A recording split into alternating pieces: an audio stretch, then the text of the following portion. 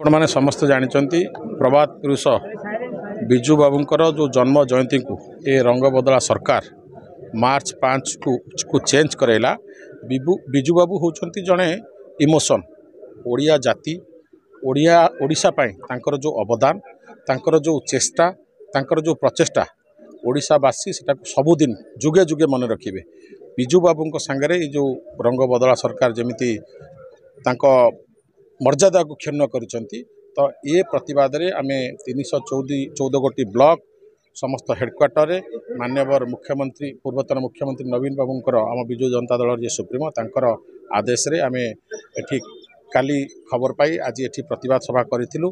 किंतु आमे एठी जणे देवा पे चाहूँ ये रंग बदला सरकार जदि ये कथा को से माने आउ थरे मॉडिफाई न करिवे आसंता 2026 रे जमती फेर मार्च 5 रे बिजू जयंती रे पंचायत राज दिवस पालन हम जदि से कथारू फेर विच्युत होती बिजू जनता दल बा ओडिशा खाली बिजू जनता दल नुहे समग्र ओडिशावासी बिजू बाबू को भल पाती। तो तांकर जो असम्मान आमे केबे ओडिशावासी बा सर्वोपरि बरीवासी सहय करेंगे ना।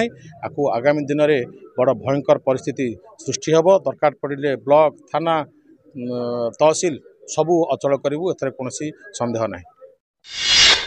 बिजू बाबूंकर जयंती मार्च 5 को पंचायत राज दिवस भाव में समग्र ओडिशावासी पालन कर आसुचंती। आज ये रंग बदला मोहन सरकार आज पंचायत राज दिवस को बातिल करिथिबा हेतु समग्र ओडिशावासी हृदय को एक छुईची समस्त को अंतर को एक बाधिची।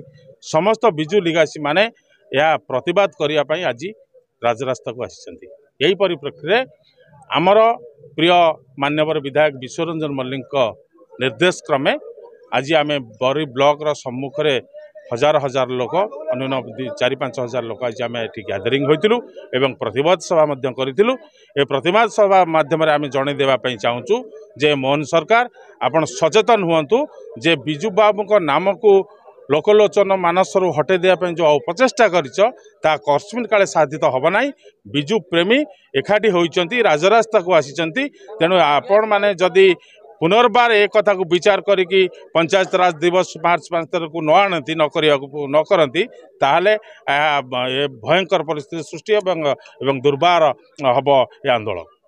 खबर जानिबा पई आम भास्कर प्लस ओडिशा चैनल को लाइक शेयर और सब्सक्राइब करंतु।